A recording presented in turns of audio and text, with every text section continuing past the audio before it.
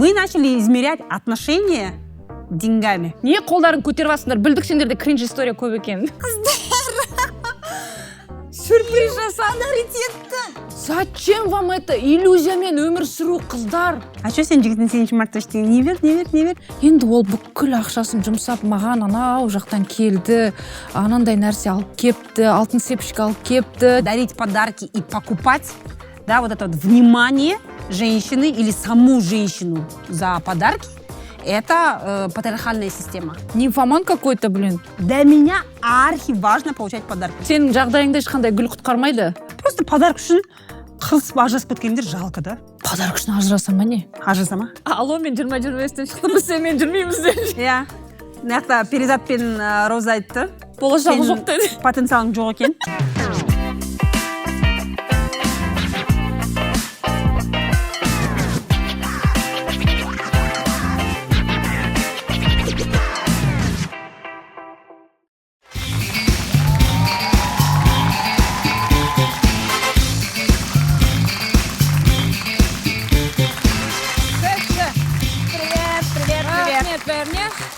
Кеш жарас. Сәлем, қалдарыңыз қалай? Қазір, кеше тредста біздің қыздар негізі күшті нәрсе жазады. 14 февраль күні жюри болам деп шештім дейді. Кімнің жігіті жомарт екен дейді. Ағырай 8 март. Иә, солға. Жігіттерге экзамен, 14 февраль мен 8 март. Байқұстар, өмір экзамен ғой өзі. Почему? Рас қой енді. Бізде енді 8 март біздікі, 14 февраль, хотя енді ол екі ғашықтың несі болғанменен, почему-то қызға ғана сыйлау керек деген бізде бір не бар ғой. Сондай стереотип бар да, бірақ қыздар да жігіттеріне қымбат сыйлықтар береді. Иә. Но почему-то ол мынандай мейнстрим емес көрінбейді да. Жігіттер өйткені сторис айтпайды ғой. Деп неге айтпайды? Білмеймін сол. Мысалы қыздар бар, PlayStation әперіп атады жігіттеріне. Иә. Айфонда әперіп атқандар бар, кредит жауап береді. Кредит әперетіндер ше. Неше миллион кредит әперіп бизнесіне деп. Ойба. Не обязательно на праздник, но тоже же подарок. Иә. Жоқ, мен андай қыздарды білем, жігітіне Адидастан оригинал кроссовкимен, бүкіл спортивкасымен барлығымен алып берген. Ол өте... Полмиллиона примерно. Иә, ең арзан дегенде. Бүгінгі тақырып қымбат сыйлықтар. Иә, қымбат сыйлық, махаббат кепілі ме? Иә, кепілі ме?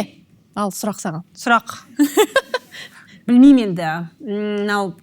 Әлеуметтік желілердің арқасында, кино, романтикалық ромкомдардың арқасында біз не көреміз? Біз көбіне махаббаттың тілі, ол бір сондай қымбат сыйлықтың, ақшаның тілі, успешный успех, показатель любви деген сияқты да.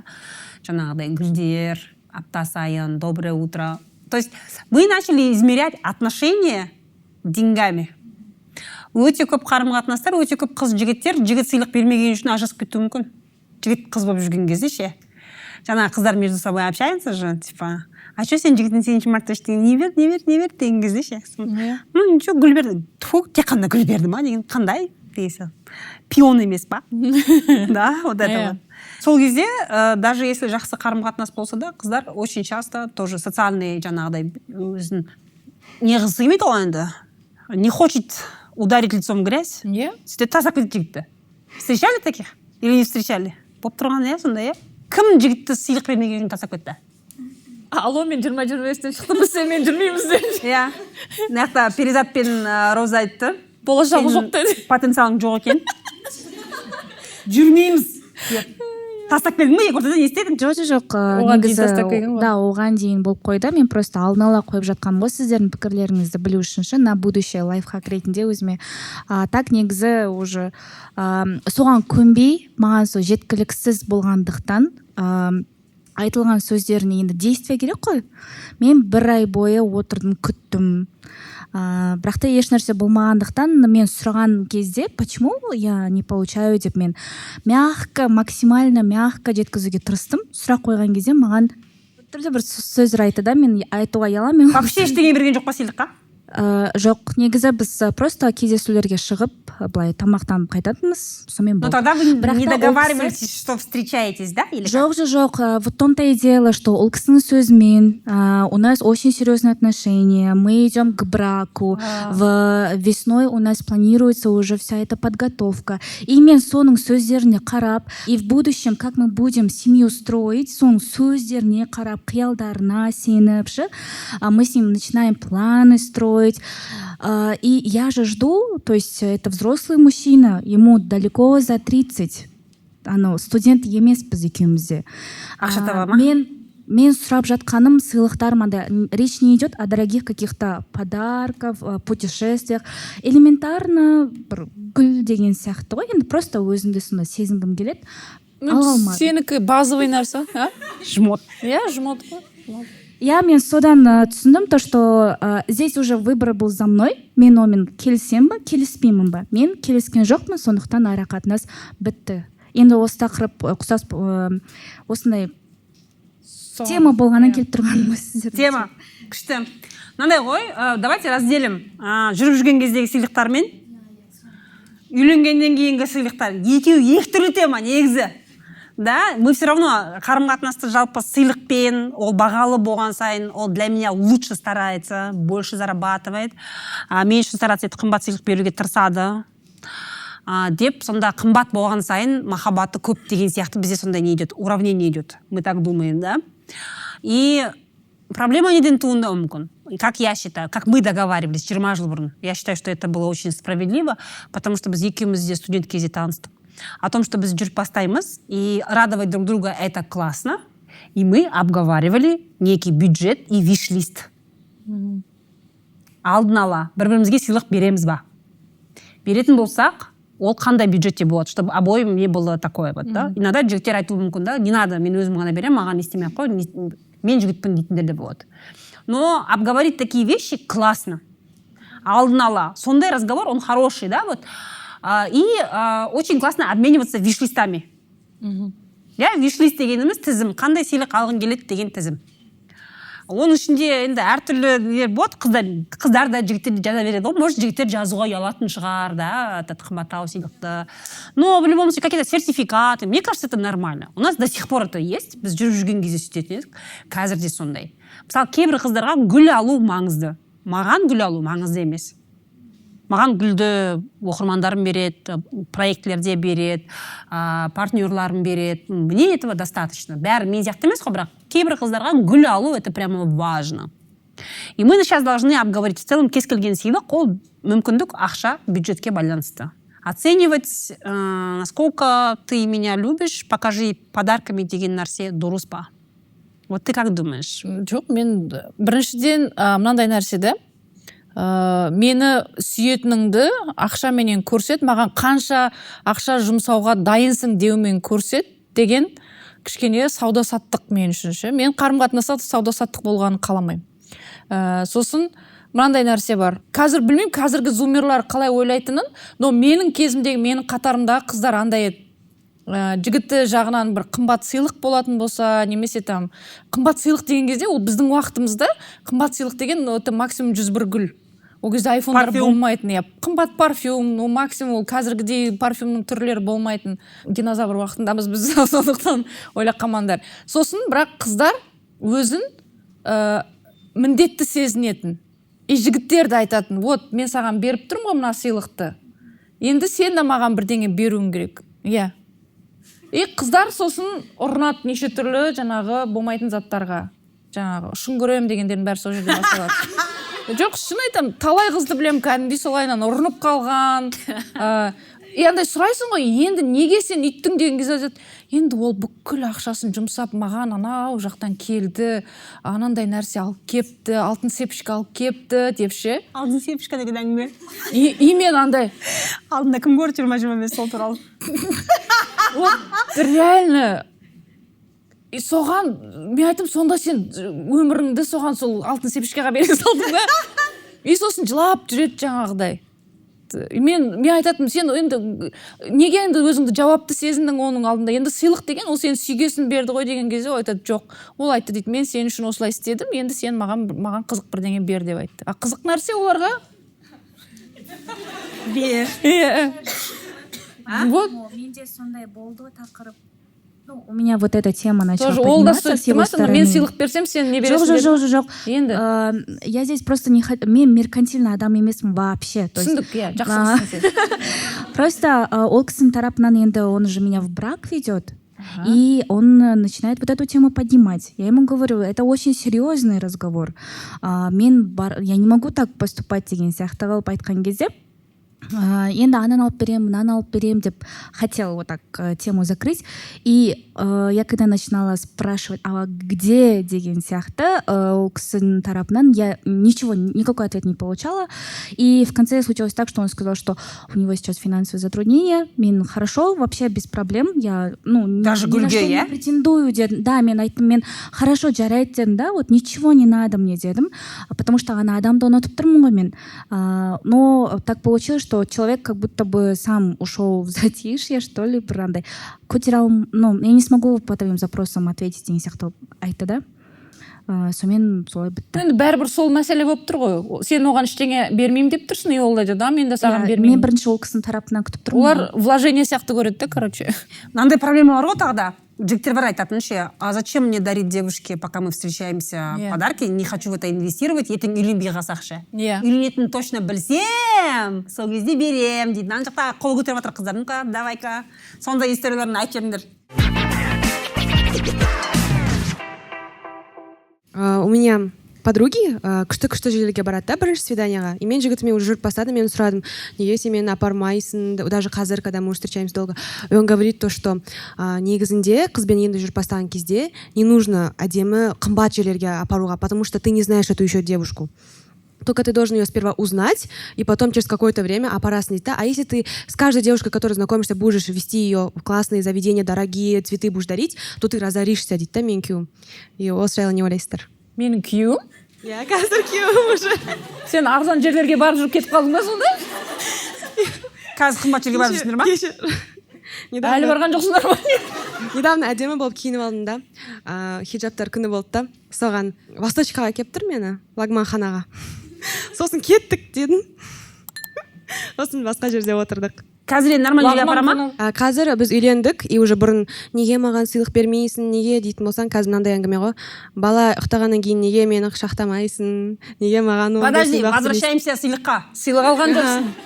Саған жүріп жүрген кезде қымбат сыйлық бермеді, потому что говорил, как бы, инвестиция жасамайды. Жоқ. Он говорил то, что во время того, как он знакомится с девушками, он считает, что это неправильно. Вот, бірінші рет кездесіп тұр қызбен, сразу қымбат жерлерге апару деген сияқты. Жоқ, сен бардың ба, өзі қымбат жерлерге бармадың ба? Жоқ. Жоқ, бардым. Бір рет. Есіңе түскет ма? Келесі мына жақта тура сол тақырыпқа қыз қол көтерді. Ну-ка, дака. Кешіріңіздер, мен осыны өзгертетін шығарсыздар. Мен андай самый лох болған қызбын бұл өмірде, өйткені мен бұрынғы күйеуім енді баста жүрген кезде бір штук Роза дегенге, Рафаэлла деген затқа қуанып жүрдім. Өйткені мен ол кезде жасым кішкентай болды, 18-де ғана болдым. И сөйтіп алданып тұрмысқа шығып кеттім. 2 айдан кейін мен оған BMW X5 машина подарить еттім. Кредитқа первоначальный взнос, мен ол кезде кішігірім бизнесім болды. 5 миллион төледім. Кішігірім бизнесімен Рафаэллаға? BMW X5, айта бер. Еще ол бала маған грузчик болып келген жұмысқа, мен сол адамға тұрмысқа шығып кеттім. BMW мінгіздің, упаковать еттің. Иә, сондай жағдай болды, машина бердім. Машина бергеннен кейін ол айтты, жұмыс жасайын деп обещать етті, бірақ енем мені жақтырған жоқ, потому что ол бала шымкентский болды. Мен осы Алматының қызымын. Сөйтіп тұра алмадық. Тұра кейін қалай айтсам болады. Машина кімде? Машинаны сатып жіберді, кредитті әлі төлеп жүрмін. Ол машинаны қалай айтсам екен, әкемнің атына оформить еттік. Оформить етіп болғаннан кейін 4 күннен кейін әкем қайтыс болып кетті менің. И солай жүрген кезде мен қатты ауырып больницаға түстім. Больницада 3 ай жүре алмай жүрдім. Маған инвалидность қағаз берді. Сөйтіп жүрген кезде менде 2 бала екенін білдім ішімде. Сосын врачтар айтты, бір балаң шетіне кетті, только бір балаң ғана бар деп, оны естіп вообще шоковый состояние болдым. Сөйтіп жүрген кезде енем айтты, то что ауру келін керек емес, баламнан да аулақ жүр деп. Сол. Машина папаның атында болса, ол машинаны ол қалай сатып жүреді? Просто андай бар ғой, мұсылмандарда мұсылман адам қарызға кетуге болмайды. И сол себепті мен үйді залогқа қойып, машинаны полный кредитін жауып тастадым. Оған как қалай айтсам болады, дарыны қылып бердім да машинаны. И мен сол больницада жатқан кезде ол просто машинаны Россияға сатып жүрген. Машинаның вин коды бойынша да никак таба алмадық ол затты. Оның берген маған сыйлығы, Құдайға шүкір, менің балам болды. Басқа ештеңе емес. Баласынан вообще хабар да алмайды. Вот сондай жағдай болды. Да. Ужасно. Да, ужасно. Білмеймін, мен андайда шымкентскийлардан қатты құтылғым келеді өмірімнен. Бірақ қайта сондай адамдар жолыға береді да маған. Хорошо дедім, одан кейін тағы да бір баламен сөйлесіп көрдім, ол да шымкентский болды. Бірақ андай еді да, береді, хорошо подарка, бір гүлдерін әкеп береді, обязательно бағасын жазып жібереді. Мынанша теңгеге алдым мен, короче, осы гүлді. Мынанша теңгеге сақтан бывший жіберсе тауып алып жарсың, иә? Білмеймін, сондай адамдар қайта-қайта бұйыра береді маған. Сыйлық алған кезде жігіттің жағдайына қарау қаншалықты дұрыс. Мысалы, жігіттің жағдайына қарайсың, квартирасын алып алсын, жарайды, машинасын алып алсын. Мен күте тұрайын, ладно, гүл алып бермей ақ қой. Өз жағдайында жасап ал, содан кейін алып бересің ғой деген қаншалықты дұрыс. Но ты хочешь подарки? Да, хочу.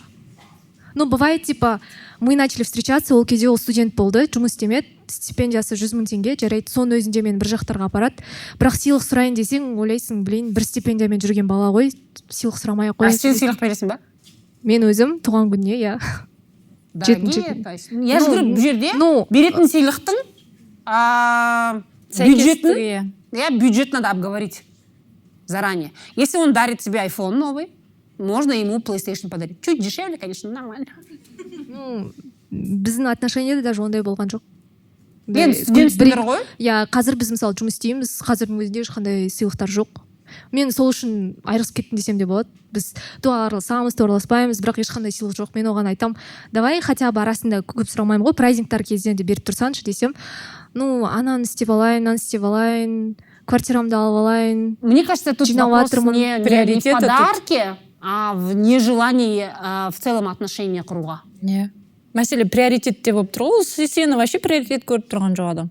Мәселе ол нәрседе емес, сыйлықтан емес. Сыйлықты сұрап алмайды қыздар негізі ше? Или сұрап аласың? Я же говорю еще раз, мы обговариваем, мысалы, да, у вас есть праздники, туған күн бар, анау-мынау, мына подарки, мынандай, примерно осы бюджетті подарки можно. Вот это овер, да, то есть мы понимаем финансовый статус друг друга и обмениваемся виш-листами. Бізде, получается, тиктоктан андай тренд болды ғой, виш-лист деген. Сол кезде жігітім телеграмнан сондай чат создать етті екеумізге, айтты, осыға өзінің виш-листіңді құра бер деп. И менің день рождениемде виш-лист болған. Енді мен де өзім день рождениема қымбаттау виш-лист қоямын, потому что жылына бір рет келеді. Сол сияқты праздниктерге чуть менее такой, типа, қалғандарымды құрамын. Ол да өзінің виш-листтерін құрады, и при этом ол понимает, что мен студентпін, мен только стипендиям ғана бар, және де мен қазір жұмыс істеп жатқан жоқпын, а ол қазір жұмыс істеп жатыр. Мен де оны білемін, бірақ айфон анау сұрамасам да, примерно понимаем бюджет друг друга и осылай составляем. При этом каждый, мысалы, Новый год болса, Новый годқа бірдей екеуміз подарка береміз. Бізге год отношения болды недавно, сол кезде тоже друг другу так подарили, и при этом все довольны, потому что әркім өзінің виш-листегі нәрсесін алады. И при этом там адекватные вещи, потому что екеуінде заранее былай не істейсіңдер, біліп тұрасыңдар, кім қандай возможностьпен ала алады. Мүмкіндікке қарау керек деп ойлаймын мен. Мүмкіндікке, бірақ та жаңағыдайда мүмкіндікке қатысты и обговоренные подарки. Типа парфюм, сертификат, жаңа косметикаға деген сияқты. Можно же, спаға, это же недорого. Норм? Сол сияқты. Тут же вопрос такой, бір адамдарға сыйлық алу прям супер маңызды. Біреулер как-то вот нормально к этому относятся, не особо, да, вот это зависит от человека тоже. И это тоже, коммуникацияда ол айтылу керек, да? Для меня архи важно получать подарки. Мен оны алмасам, мен вообще я не могу, мен самооценкам түсіп, мен сол күні өзімді адамдардың спискінде түсіндіріп айтасың да сен. Вот сол кезде как-то вот, да, то есть и парень понимает, на что он подписывается, да. когда ты не говоришь. Чапманның кітабындағы махаббаттың 5 тілі бір адамдар бар. иә сондай 5 языков любви ол әр адамның сондай қалай ұнататын біреуде подарки внимание помощь время әртүрлі нәрселер бар. Менде 5 да мысалы. Сонда в начале отношений, мне кажется, надо обговаривать. Бізде сондай болған, ол маған айтты, менде осындай физический контакт и плюс поддержка деді. А менде айттым, менде подарки дедім. Мен любой праздник, для меня праздник, и он должен отмечаться, и как-то мне внимание сақамауым керекпін деп. И это соблюдается, когда не соблюдается, я начинаю обижаться, и все равно потом келеді да соблюдать это. И мне кажется, это обсуждается, потому что адам болғаннан кейін бір-біріне бетіне қарап, мынаған ойын ойқай алмайсың, оның да жақсы көретін сөзі бар. Мен сені қарап ойынды оқи алмаймын, маған тіке айту керек. Ер адамдарға тіке айту керек, олар түсінбейді сенің намектарыңды. Шымкенттің жігіті емес анау жігіт. иә астананікі. Астананікі. Мен өзім шымкенттікімін. Кеш жарық, мен Шымкенттің қызы боламын. Мына жерде Шымкенттің жігіттері туралы айтып отқанға жүрегіме тиіп отыр, шынымды айтсам. Қалай ол темаға өтіп кетіпті, нәрсе Жоқ, мен өзім Шымкенттің қызымын. Өзім Шымкенттің жігіттермен жүрдім. Осы қазір жасым 21-де, 18 жасымнан бастап жүріп бастағанмын.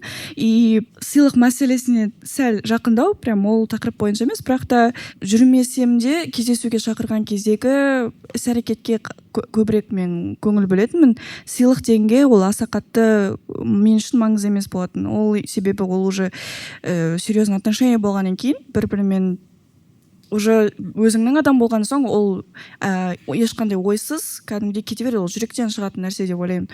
Ол міндетті түрде маған беру керек, міндетті деген сондай стереотип болмау керек деп ойлаймын. Ал вообще Шымкенттің жігіттері дегенде мен бірнеше жігітпен сөйлескен, жүрген жоқпын, бірақ кездескенмін. Бірақ мен өмірімде ондай қазіргі қыздардың айтып жатқандағыдай жігіттер кездеспеген екен. Кездесу процесінде көрінбейді да ол ше. Ол жоқ, мүмкін, бірақ кездесудегі отырған кездегі іс-әрекеттері болсын, сөйлеу мәнері болсын, әлде мен айналамдағы адамдар ондай болмаған соң ба, өзім сәл мәдениетті ортада көбірек жүрген соң, айналамдағы жігіттер сондай болды ма? Шымкенттегі олай менің өмірімде ондай жігіттер кездеспеген соң, қазір мен шок болып отырмын, шынымды айтсам. Мына жердегі қыз ол енді грузчик жігітпен сөйлескен болып тұр ғой. Иә, мүмкін, бірақ мен басқа қалалардағы... Мамандықты не обесцениваем, но мы должны понимать. Сен андай басқа оқыған басқа ортада жүрмін дейсің. Құндылықтар басқа. Иә, бірақ та мен ондай біртүрлі іс-әрекеттер мен сөздерді басқа аймақта өмір сүретін жігіттерден көрдім. Мысалыға, ну-ка. Өскемен қаласынан. Мне всегда парни с Ускомана нравились. Которых я знаю. Ответственный, мен жұмысқа жұмсаған, проектілер жасаған, үйленген, мен бір сіңілім Өскемен жігітіне күйеуге дедім. Все классные. Сен айт давай. Маған негеліктерін себебі мен осы Алматыға тұрып жатқаныма 3 жыл болды. Оқып жатырмын әлі де. Осы оқуға келгелі бері енді басқа аймақтағы жігіттерді көресің, танысасың, білесің, и уже салыстырасың ол кезде. Сөйтсем өзімнің қаламның жігіттері айналайын екен ғой деген ой келді. Неге? Себебі бізде білмеймін, бізде қызға деген құрмет көбірек болатын сияқты. Себебі сен Шымкенттің өз басынасың ба, қай басынан келесің? Жоқ, қай жағынан айтайын? Қазақстандағы Шымкент па? Иә. Иә, Шымкенттің өзі деп. Өзі, қалай, иә? Иә, қаласы, ауыл аймақтар емес қаласы. Қалама. Неліктен? Себебі басқа қаладағы жігіттер көбіне төсекке әкелетін әңгімелерге тартатын себебі маған. Шымкентте ондай емес. Шымкентте олай болмаған менде. Сен не дейсіңдер Шымкентте жігітпен жүргендер? Именно. Төсекке тарта ма? Айтыңдар. Тартады деп жатыр ғой. Білмеймін, маған керісінше басқа аймақтағы жігіттерді көрген кезде сол шошыған едім. Көріне ма? Регионға байланысты емес. Осы айтып отқым келгені регионға байланысты емес, ол уже адамның өзінің ойына. Өскемендіктерге тиіспе. Шымкенттің жігіттерді қорғап шықты. Нормально. Келесі. Мен айта салайыншы, өтініш. Мен, ладно, бұрынғы күйеуім шымкентский болды, одан кейін басқа шымкентскиймен сөйлесіп көрдім. Мен оны білген жоқпын шымкентский екен. Номер 17 деп тұр. Сразу алдым да, полностью черный қытықтым да, үйге қарай кетіп қалдым. Ол досының машинасымен келген шығар. Өзінің машинасы, мен оның номерімен бәрін тексеріп көрдім. Оказывается, шымкентскийдің. Менде мынандай проблема бар. Мен егер енді коллегалармен болсын, басқа подругалармен болсын, либо жақсы араласатын адамдармен болсын, мен андай подарка бере бергім келеді да, хоть возможность жоқ болса да, туысқандарым болсын, Кредит мамаларым алып болсын, бересің без ба? разницы. Кредитке кіресің. Подарка бере бергім келеді, бірақ обратная связь хочу, но не получается, короче, ондай никак болмайды. Ну, вообще подарок, иә, сыйлық беру, ол сыйлықты сен не үшін бересің? Бергің келгендіктен бересің. Иә, саған Қайтымын ұнайды. күтпейсің да? Қайтымын күтпейсің, сен үшін ол маңызды ма? Не үшін я говорю про обговаривайте, насколько часто вы должны получать, насколько важно для тебя получать деген сияқты да. Алдын ала айтылса, осындай түсініспеушіліктер болмайды. Сен нормальный жігітті қашырып жіберуің де мүмкін да? Задариваешь, там, не знаю, BMW бересің, и өзін оған не сезініп қалды, мына қыз что-то этот, можно я деген сияқты да? То есть надо обговаривать объем, әркім өзінің объемын сөйлесу керек та. И вот просто подарок үшін қырылысып ажырасып кеткендер жалко да, негізінде. Подарок үшін ажыраса ма не? Ажыраса ма?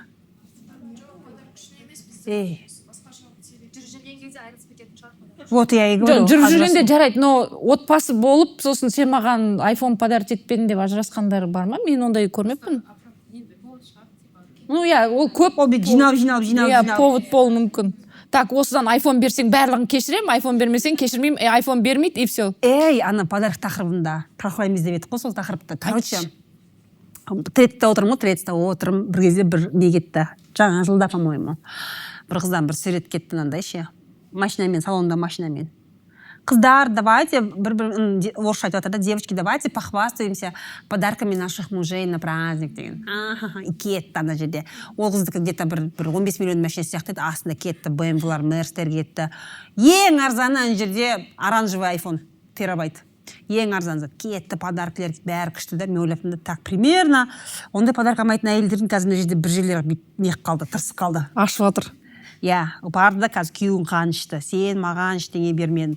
Мені мына нәрсе ойландырады. Я тоже замужем, мы тоже обговариваем подарки. Қалай деймін да, мысалы, көресіңдер ғой енді, инстаграмда сондай көресіңдер да. Күйеуім айфон әперді деп айтады. Подожди, ол сен күйеуің. У вас общий семейный бюджет. Ол лишний 15 миллион қақын алды. Кредит аман болсын. Ну, кредит это совместно наше, это имущество. Значит, это не подарок. С общего бюджета. А тогда зачем говорить, что қыздар, серьезно, подарить это? Зачем? У вас общий бюджет.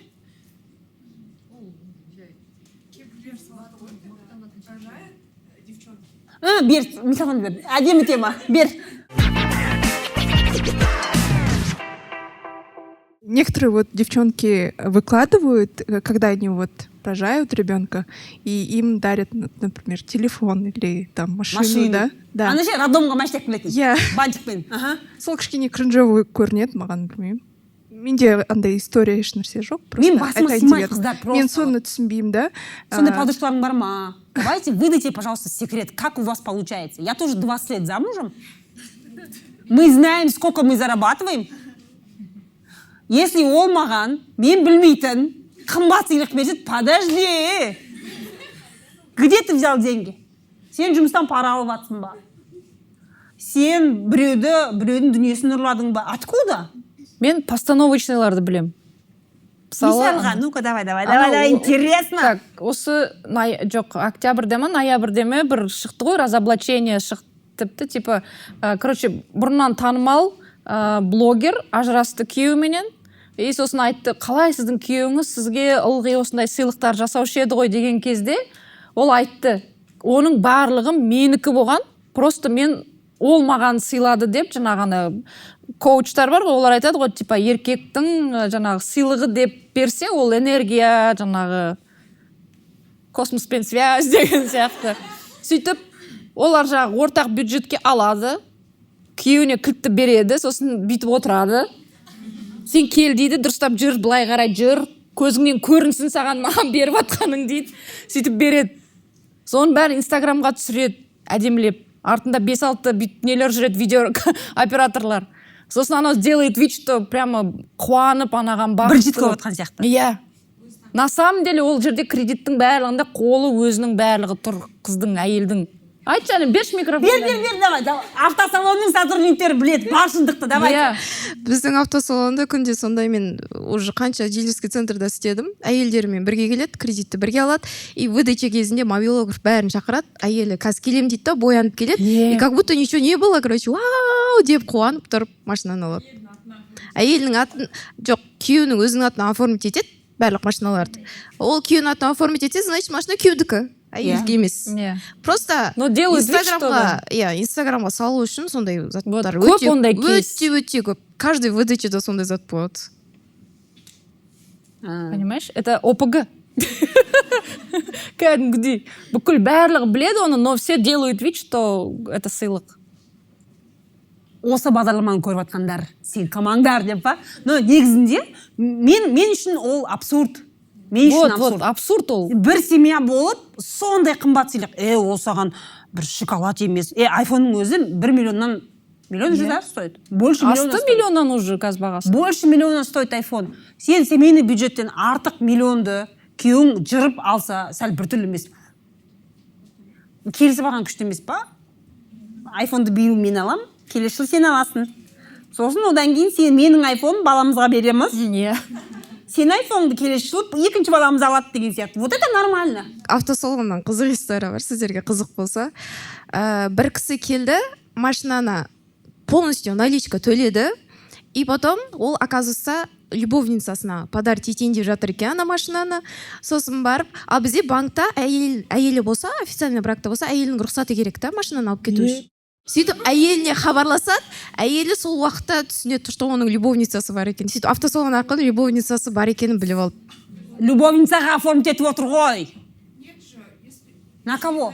Жоқ, ол өзіне оформить етті, на всякий случай айырылысып кетсе қайтарып аламыз деген секілді шығар, білмеймін. И потом, короче, ана жерде не выдачада болған жоқ, автосалоннан только 50%-ын алып қайтты. Өйткені қалған ақшасын бермей қойды. Өйткені возврат болған кезде жақша таба деген ғой десе. Нормально. Лоқтардың арқасында. Менің айтатыным сол ғой, Инстаграм иллюзия. Вот көп әйелдер сонымен өмірлерін жүйкесін тоздырады кәдімгідей. Қараш, ананың бәрі, анау әйел соған лайық болып жатыр. Ни хрена лайық емес. Олардың отбасында огромная дыра, олардың арасында огромная дыра, во-первых, анандай нәрсені істеу үшін иллюзия, таза, жақсы, әдемі отбасылық өмірдің иллюзиясыменен өмір сүріп жатыр. Өзін де алдап жатыр, бала шағасын да алдап жатыр, бүкіл туған туысқанын, айналасын бәрін алдап жатыр. И еще қаншама адамның отбасына іріткі салып жатыр кәдімгідей. 8 мартта былтыр мынандай не болды, шу болды. Қыздар жігіттерден гүлді алады, там 101 гүл, андай 41.009 гүлді алады, ойлықске салып сатады. Сосын андай услугалар шықты. Курьерлер гүлмен барады да, фотоға түсіреді де, шығып кетіп қалады. Реально сондай бар ма? Бар ондай. Зачем вам это? Иллюзиямен өмір сүру, қыздар. Шын өмір әдемірек, сұлуырақ, күштірек, кайф. Но сендер ана бір сәттік Инстаграмда 5-6 адам, чтобы вас позавидовали, вы так делаете. Просто загоняете себя. Охренеть, я в шоке. Таза өлім ғой ана, өмір емес. Вот реально вы живете ради чьих-то лайков. А эти дуры просто позавидуют, возьмут другого курьера, опять сенің гүліңмен фотоға түседі, ары қарай, вот этот круг вот так вот идет. Зачем вы это делаете? От этого наживаются только гүлдердің, ана, романтиктің бастықтары дейсің, я романтиктің бастығын. Не, вишне кетіп қалған дей ма, екі ортада? Вот реально, таза маркетинг қой. Я еще знаю, знаешь, такой менде осыдан бірнеше жыл бұрын бір визажист қыз болатын, она рассказывала все время, что у нее 2 детей и муж гулящий. Вот он опять нагулял, ана и келесі жол боянуға келген кезде, что там нормально дейді да. Ну вот, Lexus әперді. Ну это тоже еще один сценарий, да. Lexus әперді. Нормально. Там машина алып берді күйеуім, тағы бірдеңе, неге кетіп батыр, Дубайға кетіп батыр қыдырып, да, каждый раз. То есть он изменяет, получает подарки. Кеш жарық, мен тұрмыстамын, уже 17 жылға кетіп баратыр, 3 бала шағамыз бар. Мен жолдасым, мен 6 жас үлкен. Сұрақ, енді неге қазіргі жастар прям подарка беру керек? И деген именно осындай нәрсе пропаганда өте көп та мысалға. Біз осы мәселені айту үшін жиналып отырық осы жамағат. Неге сондай қазіргі жастар? Осы жамағат, осы мәселені шешу үшін отырмыз осы жерде. Менің жанымда мысалы таныс қыздар бар ғой, мен ана өзіме 15 жасым мысалы отырмын, дружим мы с ней нормально, но они ждут, сидят. Вот он не пишет лайк, подписка, мен вообще миыма сыймайды сол нәрсе. Қазіргі валюта. Андай сөйлесуге қорқады ма бір-бірлерімен, живое общение вообще жоқ. Қарым-қатынас, валюта, она вот именно перешла на лайки, на подарки, Инстаграм. Солай болып кетті да, қарым-қатынас өзі бір жерде жылап тұр да. Мына жақтың бәрі сауда-саттық болып кетті. Біз сол проблеманы көтеру үшін жиналып отырмыз осы жамағатпен. Не істейміз енді құрсын? Не істейміз болғанда енді айтып отырық қой. Иллюзиямен өмір сүрмеңдер деп жатырмыз ғой. Разговаривать, выстраивать отношения, жаңағыдай. Мына жаңа кейс болды, вообще сыйлық берген жоқ. То есть человек сыйлық бермеуінің себебі оның қарым-қатынасты қаламауында. Сенмен сөйлесуге, сенмен өзінің позициясын айтуға, жақсы қарым-қатынас құруға интерес жоқ адамда. Соответственно, и подарков нет. Соны надо различать. Интерес человеческий, потом договориться и радовать друг друга. Понимаете? На интерес, человеческий интерес болу керек. Менде Инстаграмда бір жігіт жазған тұғын, маған ол мүлдем ұнамайтын. И внешний вид былай көресің ғой енді. И ол кісіні мен танитынмын, үлкен кісі болатын. И ол мен сөйлескім келмейтін, бірақ ол прям до конца сізбен сөйлесу үшін номеріме де гүл жіберіп, или там кездесу үшін де бөлек гүл жіберіп, солай до конца солай добиваться деді ғой жаңа. Сол сияқты сондай болды. Жасы қаншада? Жасы мен. Үлкен деген что-то подозрительно. 5 жас үлкен, қатты үлкен. Нормально. 5 жас. Бас бос па? Үлкен деген қандай жер бар? Шал екен деп елестейді. Бірақ та мен ол кісімен бәрібір кездескен жоқпын, гүлдерін бәрібір обратно қайтардым. Ол просто жаңа айттыңыз ғой, ол кездескісі келсе де, адам сөйлескісі келсе де солай беріледі да. Ол басқа адамдармен мен сөйлескім келетін жігіттермен де болса, мен қабылдайтын едім, бірақ ол кісімен мен өзім тартпаған. Жоқ, сенің позицияң дұрыс. Мен позициямнан кездеспеген болған. Жек көрем қыздарды, когда андай жарайды енді жібере сал деп гүлді алады, оны сторисқа салады, сосын. Жаңа сұрағым келген осы туралы да. Менде біреуден сыйлық алсам, немесе біреу маған өз позициясынан, өз көңілімен осылай сыйлық немесе гүл берсе, өзімді біртүрлі сезінемін. Жігіттер қатарынан өзім танымайтын адамнан сыйлық алмай. Танымайтын адамнан. Телефондардың адрестерін бермесеңдерші. Соны айтам. Ол телефоннан емес, ол цветочныйдан маған сообщение болып келді. Магазиннен. Қазір, между прочим, цветочныйлар соны қарайтын болған. Бұрындары цветочный сұратса, адресін бере беретін заказчикке.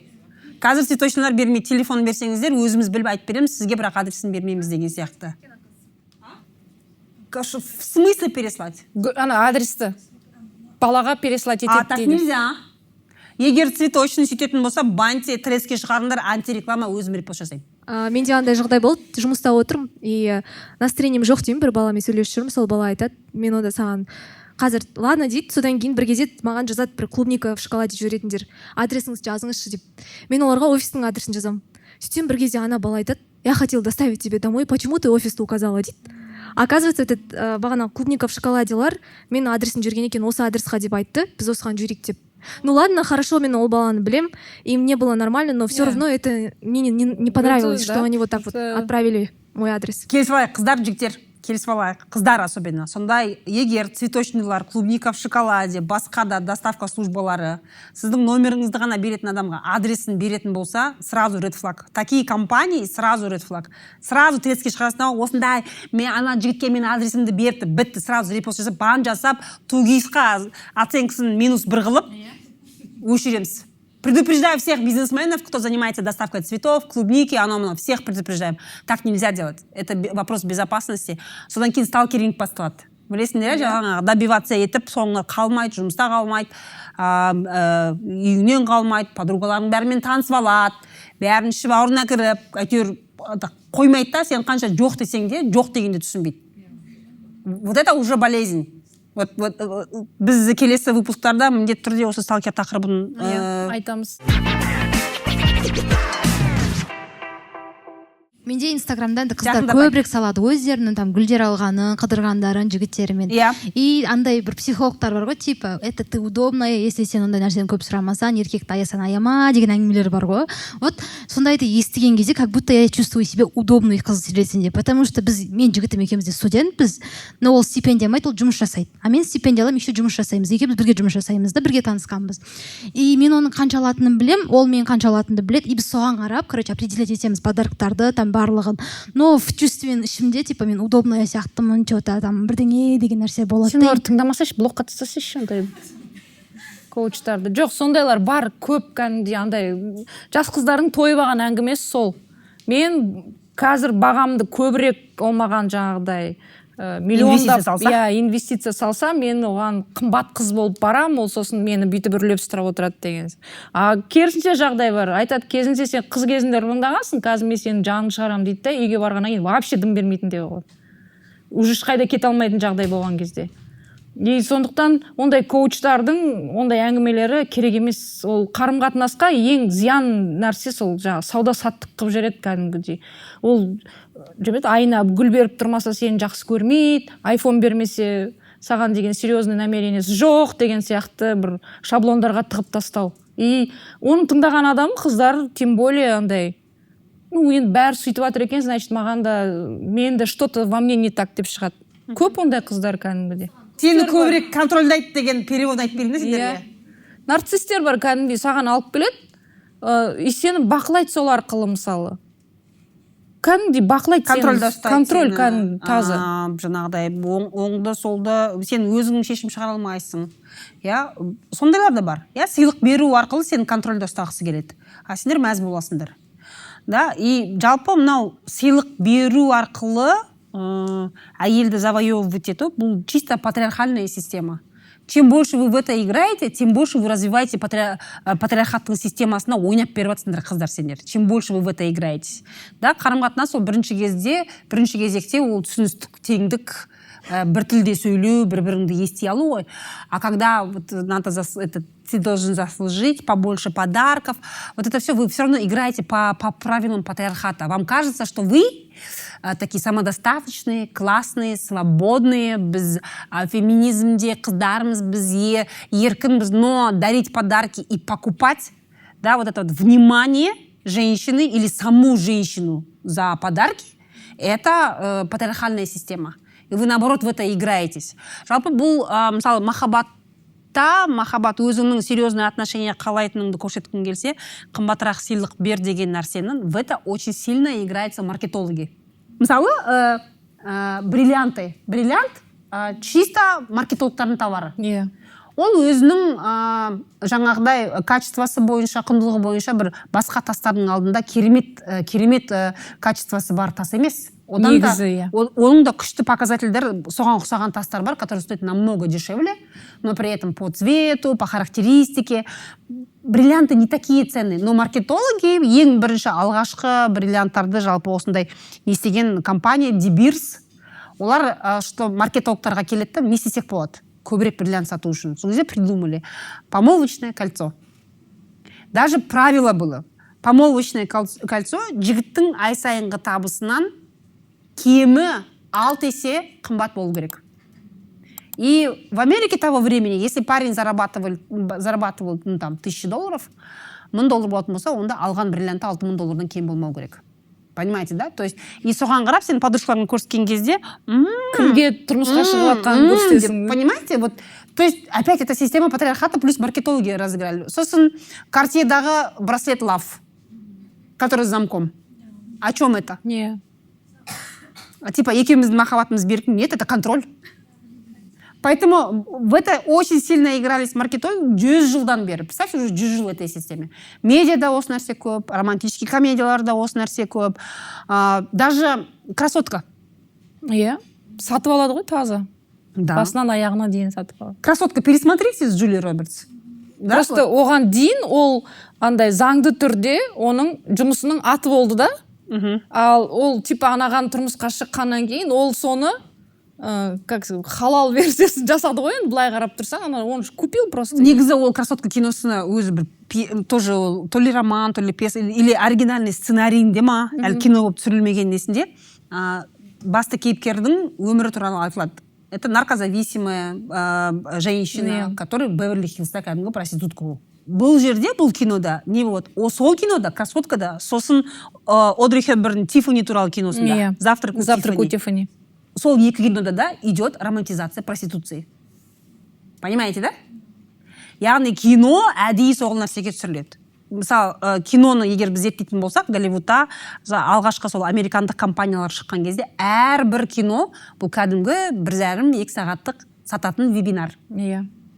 Мысалы, агент 007. Том Форд, Ауди, BMW, алкоголь, соның бәрін сататын, определенный брендтер сататын, ол вебинар. Вот эти еще фильмы DC, Капитан Америка. Статистика бойынша DC-дің сондай Капитан Америка туралы сондай нелер болған кезде, Америкада сондай кино түсірілген кезде, Пентагонға, армияға көптеп жастар келеді. Ол да өздерінің армиясына пропаганда. Кино это всегда пропаганда, и за счет вот этого романтической комедии, осындай қыздарға сыйлық беру, красоткада, помните, там она даже колье дает, магазинге барып киіндіреді. Да, и такие, керемет. Ну, по сути, посмотрите, соның бәрін алып тастаған кезде, она кто? И он кто? Оларда сондай финал болуы мүмкін бе еді? Конечно, нет. Ер адам ешнәрсе жасамай жата береді. Жақын айт. Бір нәрсе требовать етуге әйел адам кіріп қалған кезде ол өстіп ақша бере салады, и әйел адам кетіп қалады деген сияқты. Сондай видеолар да бар да. Сондай видеолар өте көп әйелдің. Қалай, еще раз, подожди. Жаңағы. Смотрите, сен мазмұндай алмай жатсың дейсің. Ер адам ешнәрсе жасамай үйде ұйықтап жатады. Әйел адам енді ашуланып келеді жанына. Сол кезде енді бір нәрсе айтайын деп жатқан кезде оған ақша бере салады да. И она замалчивает, такой, болды, жата бер, деп. Если он нанимает помощницу, это разве не нормально? Нет? Не знаю. Нет, он не нанимает помощницу. Әйеліне беріп жатыр ғой ақшаны. Ну, тут кажется про то, что мужчина, бізде Қазақстанда, он в основном добытчик, и все. Типа, вот я деньги дал, ты остальным всем занимаешься. Әйел добытчик болушы. Әйелдің ақшасы зептелмей ма? Ну, это декреттегі аналарға, мне кажется, больше касается. Декретте әйелдері бізде любой қазақ әйел декретте ақша табады. Декретке жұмыс істеу үшін шығады бізде. Қыздар ше, онлайнда жұмыс істеп ақша табу үшін шығады. Понимаете? Просто қыздар өздері көргісі келмейді декретте тапқан ақшасын. Ол ақша емес деп есептейді, ол бюджеттің, отбасылық бюджеттің біраз несін жабады ол ақша. Но женщины сами умоляют, да, делают меньше свои заслуги, свои деньги. А этот родовой бар, оны қосады еще. Да, там декретные выплаты. Но помимо этого, мне кажется, өлдім дегенде косметика сатады ғой. Не? Сетевой мен.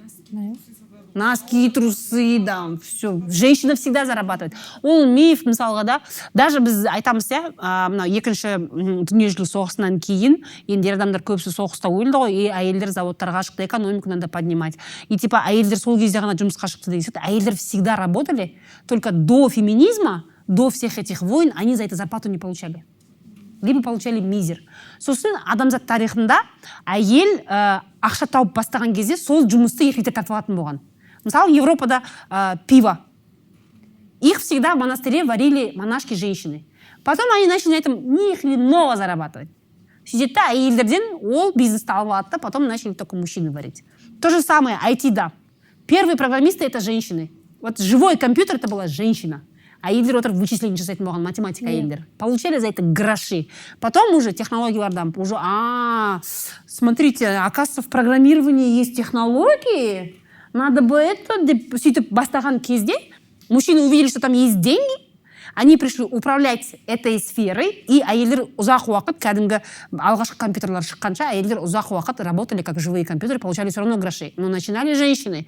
А язык программирования, ол неден шыққан? Ол кәдімгі тоқымадан шыққан. Логика программирования, ол кәдімгі тілемнің матаның тоқымасы. В основе программирования всегда, в основе технологий, это были женский мозг и женский труд был. Но мы так не думаем, когда IT-да көбіне еркектер ғой. Да? То есть, когда мы говорим о том, что женщины не только сейчас начали работать, біз әлі де сол нәрсеге не істейміз, да? Әйелдер, қаншама әйелдер Қазақстанда 500 мыңнан көп жалғыз басты балаларын асырап отқан әйелдер. 500 мыңнан көп. Бұл үлкен аудитория. Алименттің, төленбеген алимент 18 миллиардтан көп. Женщины всегда сами таскали своих детей. То есть это всегда было так, просто вы в упор не хотите это видеть. Вот я не знаю. Табасындар ақшаны, бірақ жоқ, отағасы тауып жатыр ғой. Өз табады, өз істейді сол ремонтты. Өз бағасы, отағасы, папасы істеп жатыр осыны деген. Бағана қыз кетіп қалды ма? Продюсер. Әйелдің ақшасында берекелі жоқ. Обожаю, я еркектің ақшасы ғана берекелі деген, да. Я всегда не понимала. Но кредитті әйелдер төлейді почему-то. Да. Айтады, кім ше, таксиде кімнің счетына жібересің? Әйелдің счетына. Неге? Потому что еркек кредит төлемейді, ол черныйға кетіп қалған, безответственный в финансах, понимаете? И кімнің ақшасында береке бар? Тағы да қайталаймыз. Ну-ка, қайталаймыз десең. Менде мынандай случай болды. Короче, мен 4 подружкамыз, екеуміз тұрмысқа шықпағанбыз, екеуі тұрмысқа шыққан. И бір подружкам, бәріміз бір-бірімізбен группалас, и бір подругамыз ғана бөлек басқа қыздың подругасы болып бізге қосылған ғой, 4 подругамыз вообще. Сөйтіп недавно ғана кездесеміз, и ана екеуі тұрмысқа шығып кеткен, айтады, короче. Ой, біз деген күшті, анау тұрмысқа шығып сыйлық беріп, өйтіп сөйтіп, короче, конфет, букет деп ананы алдандырып, короче, анау байға тиіп кеткен ғой. Сөйтіп, и меня раздражает это все. Короче, менде и подругам хиджабта, бір подругам, и сол бір жігітті күтеді армиядан, 1 жыл бойы күтеді. Ол деген андай үйінің кенже баласы екен, ерке тота екен, әке шешесі соның қолына қарап отқан, сондай бала екен, да. И әке шешесі ол армиядан келгеннен кейін сразу үйлен дейді да. Біздің тупа мен подружкам барады да, анаған тұрмысқа шығып кетеді ғой. Анау сүйем күйем деп айтпағанда, ештеңе демегенде, анау тұрмысқа шығасың ба десең, да дегенде сөйтіп шығып кеткен. До этого ол тұрмысқа шықпай тұрып менен сұраған ғой, тұрмысқа шығайын ба, шықпайын ба деп ше. Ақылдасып сөйтіп сұраған. Өйткені ол қыздың мамасы қайтыс болып кеткен ғой. Побольше менімен әңгімелесіп, менімен сөйлеседі. Сосын мен айттым, қой құрсын, қазір байға тиген вообще невыгодно деп айттым. Реально бар ғой, сөйтіп айттым ше. Сөйтіп айттым, басқа менде барып тұрған жоқ. Мен ол еще андай өзі андай нәзік бүйтіп үлбірек қалған қыз болатын да ше, мен сияқты жалмаңдап қалған емес. Мен олардың ортасында жүремін да, сіз сияқты розаға өшіп болдым, короче, айтамын. Сосын ол тұрмысқа шығып кетеді, сөйтіп 1 ай болмай жатып айтады, күйеуім өйстіп измена жасап жүр екен, оказывается мен сені сүймей алдым, короче, әке шешем әйел керек, келін керек үйге дегеннен кейін для галочки ала салдым, сені анау мынау деп оған, короче, әңгіме айтты. Еще оны ұрып соғады екен, еще оны сол 1 айдың ішінде беременна болады ол. И 1 айдың сол беременна болып босанғанға дейін измена жасайды. До того әлі күнге дейін измена жасап келе жатыр. И оны ол қыз біле тұра, әлі күнге дейін сонымен тұрады. Мен ол вообще давлениемді көтереді ше, реально. И бір подругам, и Камила деген тоже самый подругам. Ол да тоже самый енді ше, реально ғой. Тұрмысқа шыққан. Сендер жаңа төртеуедіңдер ғой, не болып кетті? Жоқ, сол 2 подругам ғой. Тұрмысқа шыққан ғой. Менің жетке бер жеген. Мынаусы енді шықты. Мынаусы, короче, деген мұсылманша ғана некеге тұрған, и шешесіне айтпай, короче, ана 19-да ол қыз. Алады да тупа ана жігіт топас, короче, конфет букет беріп, альпингольд беріп, Рафаэла беріп, ананы алдып, короче, далада көшеде қыз кетіп баратқан қыз сияқты бүйтіп алып кетіп қалған ғой, короче. Алып қашып кеткен ол жігіт. Еще некені тіркемеген. Некені только мұсылманша ғана тіркеген. Сосын мен айттым, сен былай тіркегенме, былай қағазда жоқ қой ол дедім ше. Топассың ба деп сөйтіп айтты ше. Имамдар бере береді. Мешіт қазір бермейді ғой.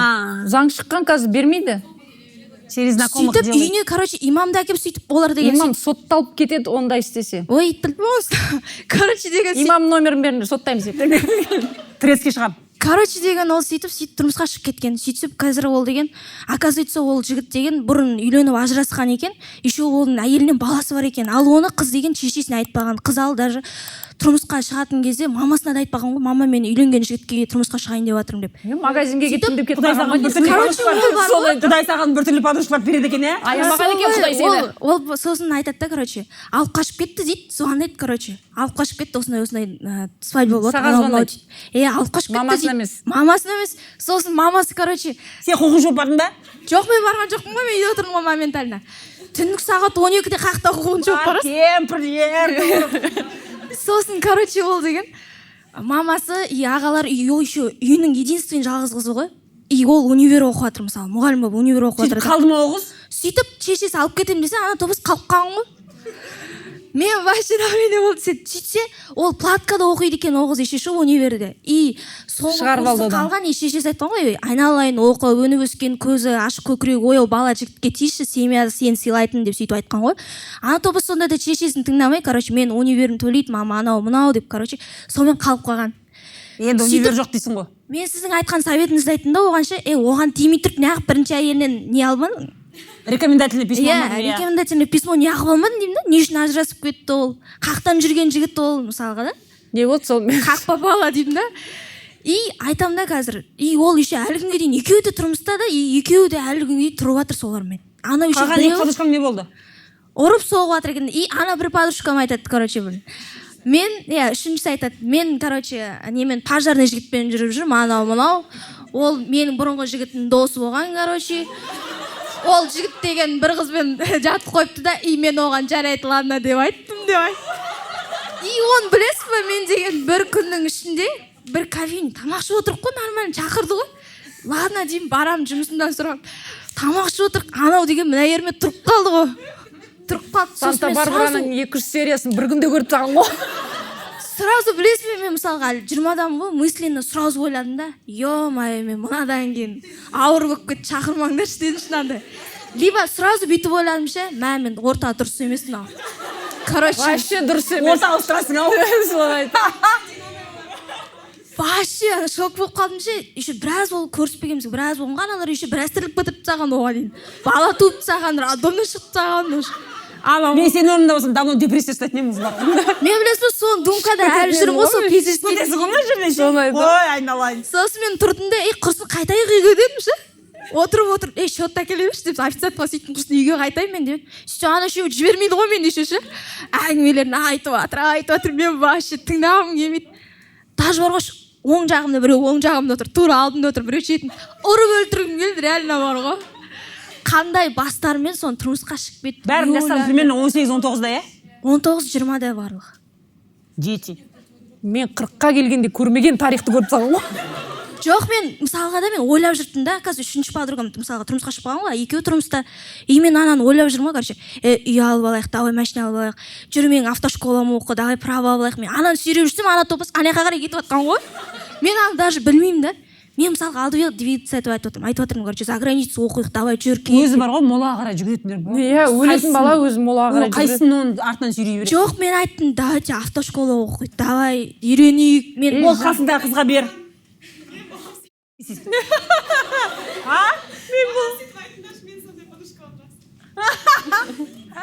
Менде осыған ұқсайтын история бар. Менде бір подругам бар да, тоже басына таяқ тимейтін, енді көп адамдармен араласты, жүрмесе де енді көп жігітті көріп араласқанда. И қазіргі жігітті де сол жігіттерден оңып тұрған шамалы да, енді былай. Болады сондай. Персонаждар болады сондай. Мола қарай жүгіре беретіндер болады. Қанша ұстасаң да жүгіре беретіндер болады. Байлап қойсаң да жүгіретіндер болады. Жібер мені деп ше. Ты не можешь. Смотри, мынандай да, біздер, когда мы видим, что сенің құрбың біртүрлі жігіттермен жаңағыдай көріп тұрсың, не уважает, изменяет, сонда да тыңдамайды, да? Ты можешь что, как подруга, сделать? Ты можешь сказать ей, басыңа бір қиындық түссе, мені сен сөгет деп ойлама, маған хабарлас, я тебе помогу. Да, оставьте вот эту вот дверь открытой. Көмек керек болған кезде келесін деп айтасың. Бірақ артынан жүгірудің қажеті жоқ. Айтатын өзім молаға қарай жүгіретіндер болады. Айтсаң да жоқ, мен оны сүйем, ол жөнделеді деген. Подожди, смотри. Міне факт, он изменяет. Міне факт, денең көгерген, ол сені ұрды. Нет, Тима, ты просто оставляешь дверь открытой. Живешь свою жизнь.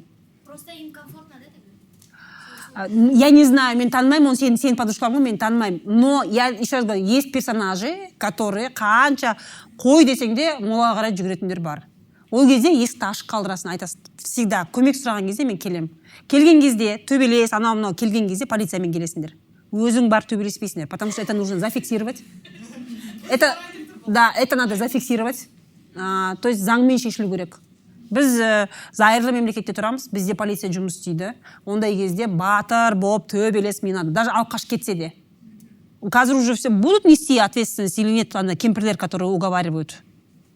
Ну, эту тему тоже будут поднимать все равно. Оларды соучастник ретінде, да. Поэтому біз сондай әпкеміз, сіңліміз, құрбымыз, қанша айтсаң да, көрсетсең де, беті бері қарамай ма, есікті ашып кетесің да, айтасың, міне, в любое время звони, я тебе помогу. Мен сені сөкпеймін, мен сені әні айттым деп айтпаймын. Да, вот дружба и любовь, она показывается в этом, а не так, что әні айттым саған.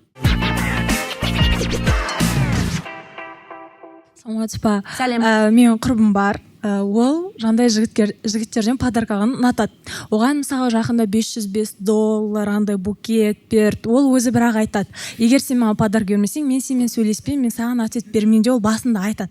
И мысалға мен де жігіттермен сөйлескенде сол подругам келіп айтады, сен неге подарка сұрамайсың, неге айтпайсың? Ал маған мен ұяламын, егер ол маған подарка берсе, мен қайтару керек сияқты болып тұрамын. Ол жаңағыдай подарка мен емес, енді басқалай деген секілді ғой.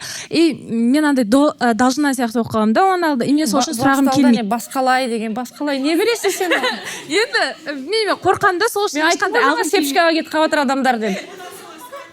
Иә, жама қорқамын да, и мен алғым келмейді. Біреу маған жіберейін десе де жоқ деп қорқамын. Бірақ жаңа подругам айтып жатыр, ұрынып қалып жатыр. Егер сен подарка сұрамасаң, сондай жігіттерге ұрынып қаласың. Ертең саған сондай бір роза беріп, Рафаэлло беріп, алып қашып кетеді, сосын отырасың аузың аңқиып деп айтады. Сол үшін сен қазірден бастап сондай подарка сұрап алу керексің дейді. То есть дорогие подарки как фильтр отдал.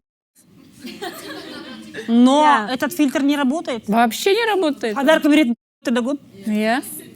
И ол айтады да, мен көп подарка алам, себебі я заслужила, сондай мен күштімін, андай дейді. И мен оның қасына жүрген соң, мен андай өзім кейде төмен сезініп кетемін да, маған өйтіп көп подарка бермейді, и типа мен не заслужила. Қайтып келіп жатыр сол тақырыпқа. Басында осы әңгімеден басталды ғой. Давай, айт. Не айтамын? Ол өтірік, ол білмеймін, мен жақсы көрмей тұрған адамыңнан подарка алғанша, олайнан өзіңнің бағаңды көтеру үшін. Кейбір жігіттер бар кәдімгідей соңынан жаңағыдай андай өткенде бір неде айтып едім ғой, үйленген еркек қыздардың жақсы көреді сондай жаңағы бір қалауларын өтеп тұруды ше. Типа ана жерден естіп қалады, ана қыз айтады, мә сондай бір духим бітіп қалып еді дейді. Соны жүгіріп барып анау алып келеді деген сияқты. Ана тиктоктағы репосттарын қарап отырып, ол қыз көп жаққа репост басады жаңағындай. И оны мысалы 5-6 жігіттермен сөзсе, соны біреуге әкеп береді деген сияқты. Мысалы ол қыз вообще трендтан қалмайды. Не шығады, соның келесін соғып алады да мысалға. И мен қызығамын. И подругама күшті дейсің, бірақ андай арасында завис болып қалады да. Андай қыздар сыйлық алатын қыздар бар да, сыйлық аламайтын қыздар бар. Это хорошо и плохо деген нәрсе емес, просто люди разные. Люди разные. Если сен алған кезде просто так сыйлықты бүйтіп тісің сықырлап зорға алатын болсаң, онда зачем себя мучить? Просто ол айтады да, сен андай өзің күшті универде оқисың, күшті жүрсің, аппаң күшті өсіріп жатыр, неге сен андай жігіттерден соны талап етпейсің? Енді анауға алмақтың салмағы бар деген нәрсе бәрі бізде ұстап тұрады да, біздің мәдениетте осы нәрсе. Өзі қазақ сөйтіп айтады ғой. Бізде бәрі товар обмен сияқты сөйлейді, әңгімелерін былай қарап отырсақ, андай, как бы если мына тақырып болмаса, как будто бір малды андай неге алып келіп, мына малдың 2 мүйізі бар, неметағы аяқ қолы сау, сүт шығады, ертең бұзаулайды деген сияқты немен андай ше, универ бітірген, магистратура бітірген. Сосын мен мынандай нәрселерді көргем, ана қалың мал беретін кезде, саудаласқан кезде осындай болды. Біздің қыз жаңағы мектепті алтын белгіге бітірген, универді қызылға бітірген, 2 магистратура оқыған, оның там 5 миллион теңге деген сияқты. 3 миллион қос. Иә, и сосын жоқ, сіздікі оказывается пәк болмапты, сондықтан 4 миллион деген сияқты саудаласып отқандарын көрдім мен мысалы. И мен үшін ол адам ретінде мен сол жерде бұрылып кетіп қалатын едім, вот реально. Да. Мен адам ретінде емес, мен кәдімгі живой товар ғой ана жерде, үстімде кәдімгідей әртүрлі андай характеристика тұрады ғой, мысалы дихлофос, мухаубивающий, бір бәле деген Россия выход, тура сол ғой енді сендердің айтып отқан әңгімелерінің барлықтары. Не қолдарын көтеріп алсыңдар, білдік сендерде кринж история көп екен. Басқара, сендер өмірлерің қызық екен ғой негізі. Қызық емес, это вот таза андай сауда саттық базар кәдімгідей ше. И ол жігіттер бар, я сыйлықты беретін сендерге, но реально алып беріп тұрған адам ертең конкретно сұрайды сол туралы. Фильтрді махаббатпен жасайсыңдар. Вот реально сүйіп тұрған адамынан ғана аласың сыйлықты, и сүйіп тұрған адамыңа ғана бересің. Но если влюбляешься в Ну, влюбляемся, да. Было. Да, бывает. Да? Ол да опыт деп қоясың ғой. Опыт, таза опыт. Менде сұрақ, мынандай жігіттер болады ғой өзі, которые говорят, например, мен подарок жасай алмаймын, бірақ сен менен прямо сұра депші. Мысалы, менің ситуация мынандай, мен бір баламен сөйлесем, он состоятельный, астында жақсы машинасы бар, ақшасы бар, бірақ мен оны жақсы көрмеймін, ол маған ұнайды, просто симпатия. И ода да то же самое. Бізде қатты ештеңе ондай серьезно емес, но менің сестраларым, подругаларым барлығы айтады да, ты должна просить компенсацию своего времени, то есть подарокшы. Мысалы, біз 4 ай болды уже былай сөйлесеміз, бірақ та ол маған ештеңе бермейді. Бірақ ол маған айтады, если саған бірдеңе керек болса, там ақша керек болса, көмек керек болса, любой кезде звондап сұра, мен саған беремін деп. И мен проверить етіп көрдім недавно. Сол әңгіме болғаннан кейін мен одан сұрадым, осындай мен туған күнге баратын едім, маған ақша жібере аласың ба деп, ол маған жіберді. Но енді менде вопрос, негізі дұрыс па солай сұрау, если, компенсация твоего времени деген нәрсе, мысалға. Компенсация твоего времени, это что-то на тему... Ты что, работаешь на него, что ли? Жоқ. Жұмысқа тұрдың ба ол жігітке? Жоқ, реально, компенсация твоего времени, ты работаешь на заказ беріп тұрған адамға, ты работаешь, например, там, не знаю, сценарий жазасың, фриланс, пост бересің, сторис жасап бересің. Я? В смысле компенсация твоего времени? То, что ты чатишься, что ли? Нет, ол мысалы маған өзіне удобный уақытта ғана келеді, жазатшы. Но саған ол ұнамайды. Ұнамайды, иә. Мен оны жақсы көрмеймін. Ақшасы ұнайды. Жоқ, вот именно, мен, да. Ой, мамочки. Советчик, что-то қасын советчиктерің де біртүрлі екен. Иә, сол ғой. Өзің де біртүрлі. Просто, қыздар, мы дойдем до такого времени, что у вас скоро инстаграмда, биоларыңда бағаларын жазып тұратын жағдайға жетесіңдер сендер скоро. Ну, реально. Компенсация твоего времени, это звучит, Құдай сақтасын, секс услуга сияқты, да. Это реально компенсация своего времени. Эскортницалар сөйтіп бағалайды уақыттарын. Мен бір сағатым 15 000 теңге, мен сенімен бір вечеринкаға барып келем деп. Вы хотите этого? Вы хотите любовь так продавать свою? Қыздар, анандай советчиктерден я бы отказалась реально. Чаттан шығып кет, ондай чатта. Ана жігіт, ура, шығамын. Мен бір жігітті риза қылдым деді. Сразу. Жоқ, реально.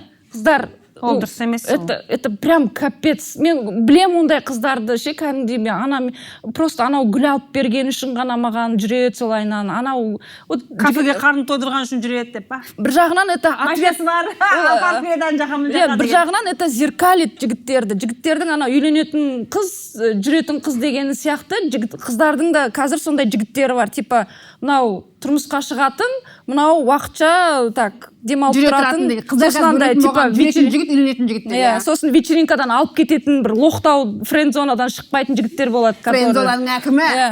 Мен соңға үлгермей жатырмын, тез мен апарып берші. Анау бір чорт кеп тұрады біреудің машинесімен еще ше. Қыздар, это нечестно. Я все понимаю, ответка, зеркалка, анау, мынау, но вернется соның барлығы. Оларға қалай бумеранг болып қайтып атса, бізге де соның бәрі бумеранг болып солайынан қайтады. И сату өзіңнің тәніңді, уақытыңды, махаббатыңды, сезіміңді, оған айтатын жылы сөздеріңді солайынан сату мен өте қате деп есептеймін. Мүмкін мен миллениал ретінде мені динозавр деп қазір біз динозаврмыз, перизат. Біз динозаврмыз. Негізі, жаңа айтып отыр ғой, отношения не должны быть такими, то есть оцениваться подарками. Өз бүгінгі тақырыптың өз қымбат сыйлық махаббат кепілі ма, махаббаттың белгісі ма деген нәрсе жоқ, ондай емес. Да, есть язык, жаңа айтып отқандай кітап бар ғой, жаңа 5 языков любви деген сияқты. Әркімнің өз несі бар, бірақ сыйлыққа қарап махаббатты, сыйлыққа қарап қарым-қатынасты бағалау, бұл, не знаю, бұл қазіргі реальность былай қарағанда көріп отырсыңдар ғой өздерің әр сұрақ сол туралы да, это реальность, өте көп жастар солай ойлайды қазір, өте көп солай ойлайды да. Это реальность, но если вы хотите хорошие теплые отношения, то человеческие отношения, адами қарым-қатынас қаласаңдар, онда там нету торговли. это другое, это любовь, это уважение, это понимание, это поддержка. И өз адамыңды таба білу, вот это настоящий қымбат сыйлық, на самом деле. Өз адамыңды табу, на самом деле так. А то...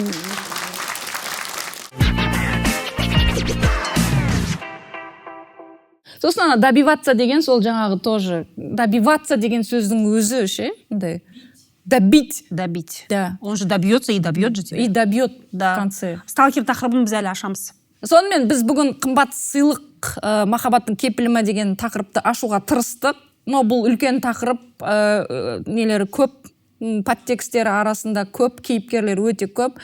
Бірақ біз динозаврлардың деңгейінен қымбат сыйлықтың сұрауы бар. Бір күні оған өзіңнің уақытыңмен, жүрегіңменен, сезіміңменен, психологияменен жауап беруге тура келетін болады. Дәл солай, ең бірінші кезекте біз бағанағы бірінші бағдарламада да айтқанбыз, адами қарым-қатынасты іздеу керек деп ойлаймын бірінші кезекте. Өйткені Қазақстанда бай адамдар ондай көп емес. Ол барлықтарыңа жете бермейді, кстати, да. Адами қарым-қатынасты іздеу керек. 21 ғасырда менің ойымша ең құнды байлық адами қарым-қатынас болып қалады. 21 ғасырда шын мәнінде. Сондықтан барлықтарыңызға көп-көп рахмет. Жолдастар, ұмытпаймыз, лайк қоямыз, комментарий жазамыз, қоңыраушаны басамыз. Барлық выпустарға деген таңдап қойсыңдар, чтобы сразу уведомление приходило. Изи апта, көріскенше, и ютубта обязательно подписка.